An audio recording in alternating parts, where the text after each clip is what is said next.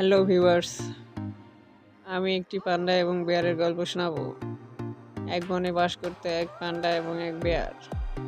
পান্ডা ছিল অনেক পরিশ্রমী এবং বেয়ার ছিল অনেক অলস। বেয়ার শুধু বসে বসে গান করত এবং পান্ডা সারাদিন ঘুরে ফিরে খাবার সংগ্রহ করত। একদিন খাবার সংগ্রহ করে নিয়ে এসে পান্ডা বেয়ারের সামনে জুস তৈরি করতে থাকে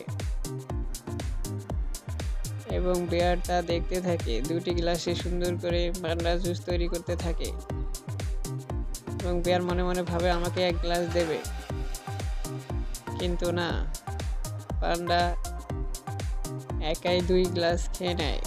এটা দেখে বেয়ার অনেক অবাক হয়।